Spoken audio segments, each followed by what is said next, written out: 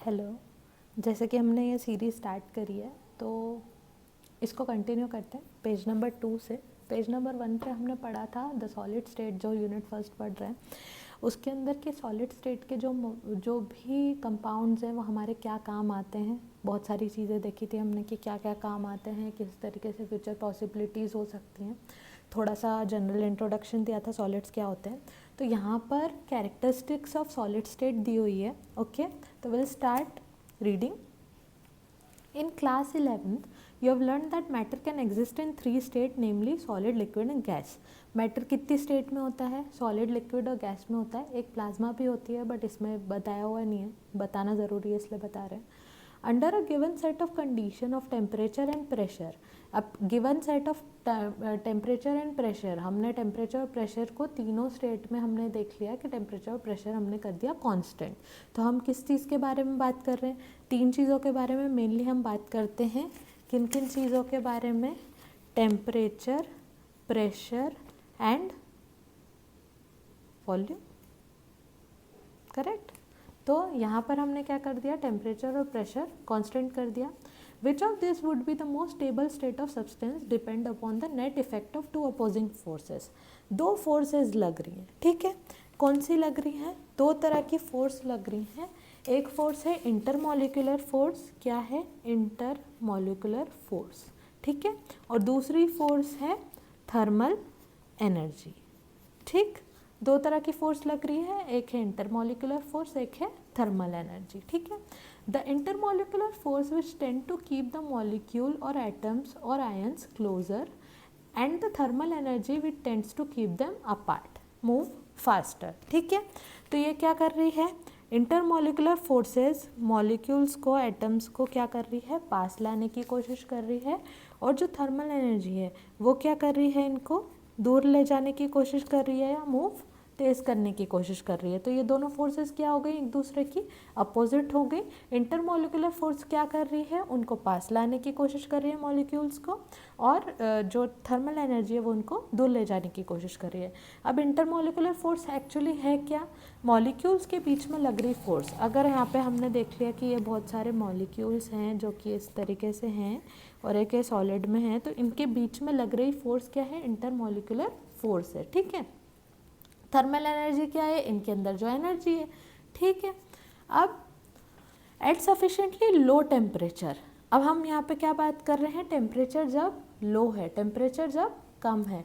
The thermal energy is low and intermolecular force bring them so close that the cling to one another and occupy fix position. अब क्या हुआ? For example क्या हुआ कि बहुत सारे मॉलिक्यूल्स दूर दूर दूर दूर थे। अब हमने क्या किया? उसकी एनर्जी कम कर दी। एनर्जी कम कर दी तो क्या हुआ? वो सारे पास पास आ गए और उन्होंने क्या बना ली? सॉलिड स्टेट बना ली, ठीक है। फॉर एग्जाम्पल ये गैसियस स्टेट थी तो मॉलिक्यूल्स दूर दूर थे, अब ये पास आ गए। तो कब पास आए? जब टेम्परेचर कैसा था? कम था, ठीक है।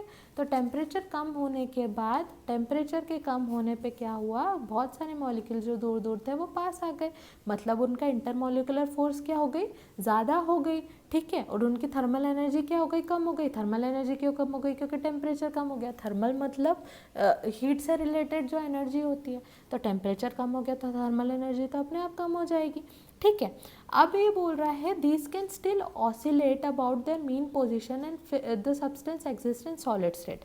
अब ऐसा नहीं है कि थर्मल एनर्जी कम हो गई तो बहुत ज़्यादा कम हो गई, ये ऑसिलेट कर सकते हैं अपनी स्टेट पे, बट वो क्या होंगे?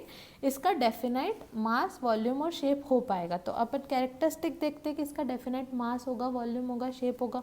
ऑब्वियसली ये पास पास आ गए तो इसका एक मास हो गया, एक वॉल्यूम हो गया, एक शेप बन गया, ठीक है। उसके बाद intermolecular distances are short. Intermolecular distance molecule के बीच का डिस्टेंस, इंटर मतलब बीच में कहीं भी बात हो रही हो, तो इंटरमॉलिक्यूलर डिस्टेंस मॉलिक्यूल के बीच का डिस्टेंस कैसा होगा? छोटा छोटा होगा, ठीक है। इंटरमॉलिक्यूलर फोर्सेस जो हमने बात करी, इंटरमॉलिक्यूलर फोर्सेस स्ट्रॉन्ग होंगी क्योंकि टेम्परेचर कम है। टेम्परेचर कम है इस वजह से क्या हो रहा है? इंटरमॉलिक्यूलर फोर्सेस स्ट्रॉन्ग हो रही है। टेम्परेचर ज़्यादा होता है तो मॉलिक्यूल दूर दूर हो जाते हैं, तो इनकी फोर्सेस क्या हो जाती? बढ़ जाती, ठीक है, फोर्सेस क्या हो जाती है, यहाँ से कम हो जाती है, यहाँ से फोर्स कम हो जाती है, दूर दूर हो जाते, दूर दूर हो जाते, गैसियस स्टेट आ जाती है, ठीक है। इसीलिए हम टेम्परेचर को बढ़ा के सॉलिड को गैस में कन्वर्ट कर सकते हैं।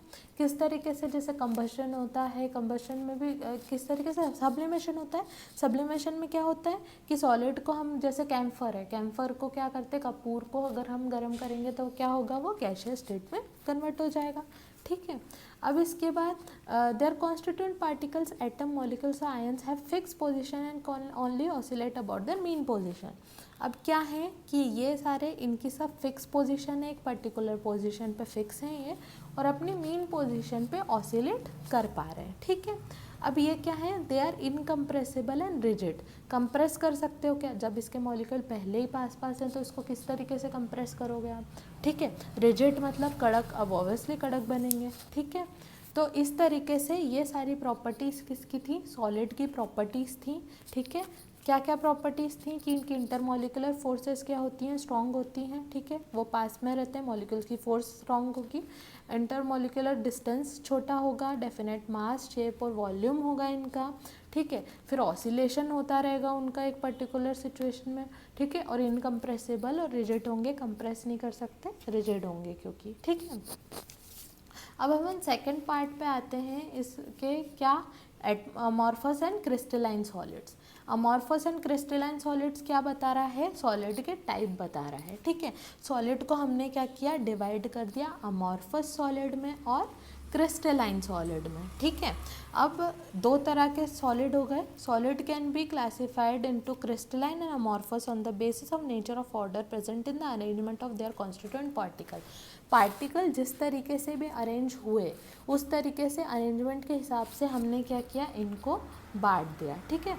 अ crystalline solid usually consist of large number of small crystals, each of them having finite characteristic geometrical shape, ठीक है। जैसे फॉर एग्जांपल हम लेते हैं शुगर को, शुगर के अंदर क्या होते हैं, बहुत सारे शुगर क्रिस्टल होते हैं, सारे सबका क्या होता है, पर्टिकुलर शेप होता है। The arrangement of constituent particles, atom, molecules, ions in a crystal is ordered and repetitive in 3 dimension। किस तरीके से है, ordered है, repetitive है 3 dimension में, ठीक है।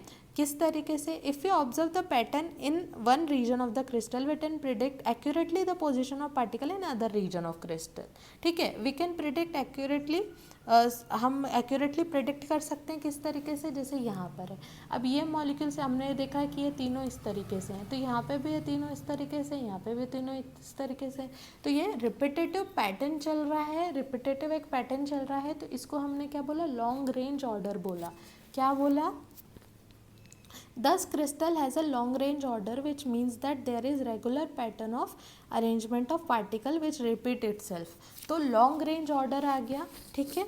long range order क्या हुआ, long range order, long range order is कि किसी भी पर्टिकुलर रेंज में वो डिज़ाइन रिपीट हो रहा है, जैसे ये सर्कल टाइप का डिज़ाइन बन रहा है, ये रिपीट हो रहा है, ये रिपीट हो रहा है, ये रिपीट हो रहा है, तो ये पर्टिकुलर रिपीट हो रहा है।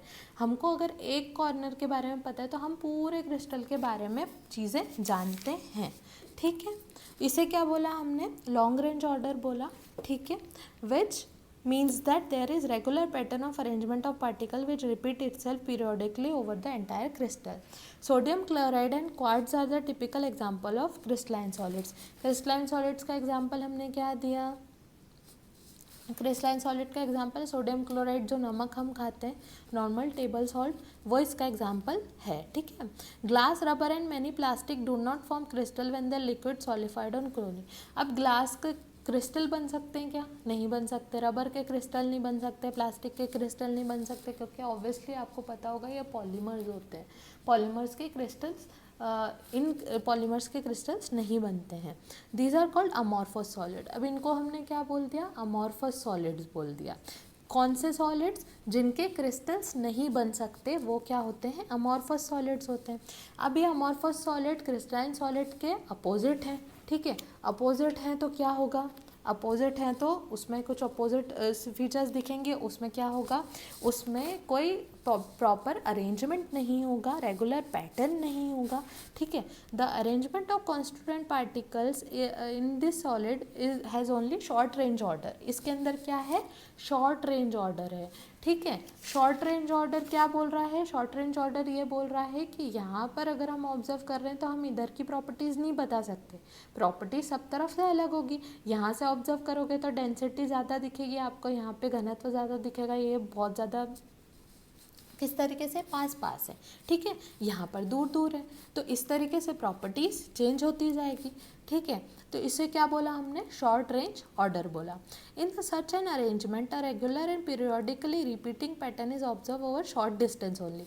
एक शॉर्ट डिस्टेंस पे मतलब इतनी पूरे में देखें तो डेंसिटी बराबर दिख रही है, फिर यहाँ पे गड़बड़ हो गई, तो एक पर्टिकुलर डिस्टेंस पे ही क्या होगा, हमें रिपीटेटिवली रिपीटिंग पैटर्न दिखेगा।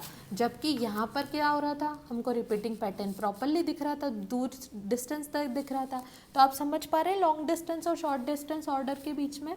यहाँ पर ये क्रिस्टलाइन सॉलिड है, इसमें लॉन्ग डिस्टेंस ऑर्डर है क्योंकि ये पूरी तरीके से सब तरीके से एक जैसा दिख रहा है, पर यहाँ पर अमॉर्फस क्रिस्टल है, अमॉर्फस नॉन क्रिस्टल है, जिसके अंदर क्या हो रहा है, ये इसके अंदर अमॉर्फस सॉलिड के अंदर कोई भी क्या हो रहा है, रिपीटिंग पैटर्न नहीं दिख रहा हमको, और शॉर्ट रेंज ऑर्डर में ही रिपीटिंग पैटर्न अगर हम देखना चाहें तो दिखेगा, बाकी नहीं दिखेगा, ठीक है।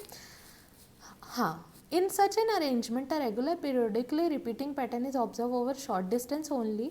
Regular pattern are scattered and in between arrangement is disordered, ठीक है। पैटर्न्स कहीं कहीं स्कैटर्ड होंगे और उनके बीच में क्या होगा, डिसऑर्डर्ड होगा, ठीक है। These structures of quartz crystalline and quartz glass are shown in the figure 1.1। ये क्या है, क्वार्ट्ज क्रिस्टलाइन बताया है, ये वाला क्वार्ट्ज कौन सा बताया, अमॉर्फस वाला दिखाया हुआ है। And while the two structures are almost identical, yet in case of amorphous quartz glass has no long range order। अब यहाँ पर क्वार्ट्ज ग्लास कैसे दिख रहा है, इसका लॉन्ग रेंज ऑर्डर नहीं है, जबकि स्ट्रक्चर तो सेम है, तीन तीन पार्टिकल्स हैं, ठीक है। यहाँ पर यह है, ठीक है, तीन मॉलिक्यूल से अटैच्ड हैं, बट क्या हो रहा है, इसके अंदर क्या हो रहा है, लॉन्ग रेंज ऑर्डर नहीं है, ठीक है। और इसके अंदर शॉर्ट रेंज ऑर्डर है, इसके अंदर हमें क्या दिख रहा है, लॉन्ग रेंज ऑर्डर प्रॉपरली दिख रहा है, ठीक है। अब यहाँ पर the structure of amorphous solid is similar to that of liquid. Amorphous solid का स्ट्रक्चर कैसा है, लिक्विड की तरह है, क्योंकि दूर दूर हैं, ठीक है। Due to the differences in arrangement of the constituent particles the two type of solid differ in their properties. अब जैसे मैंने पहले भी बात करी कि अगर ये दोनों स्ट्रक्चर्स अलग अलग हैं तो इनकी प्रॉपर्टीज़ में भी तो कुछ फ़र्क आएगा, इनकी प्रॉपर्टी कुछ अलग होगी, इसकी कुछ अलग होगी, क्योंकि स्ट्रक्चर ही अलग है, स्ट्रक्चर अलग है तो अंदर से सारी प्रॉपर्टीज़ सेम नहीं हो सकती, रिएक्शन भी अलग से करेगा, डेंसिटी भी अलग से आएगी, ठीक है। फिर उसकी एनाइसोट्रोपी आइसोट्रोपी के बारे में बात करेंगे हम, वो भी चेंज होगा, ठीक है। तो इस टॉपिक को हम कंटिन्यू करेंगे नेक्स्ट पेज पे। ये था पेज नंबर 2 केमिस्ट्री बुक का। अब हम नेक्स्ट पेज पे जाएंगे और यू विल गेट कार्ड, यहाँ पे आपको दिख जाएगा। नेक्स्ट पेज पे जाने के लिए आपको स्क्रीन पे सिर्फ क्लिक कीजिए and you will get to the 3rd page, ठीक है। और उसमें हम बात करेंगे क्रिस्टलाइन और अमॉर्फस सॉलिड के बीच के डिफरेंस के बारे में, ठीक। तो will see you there, keep learning.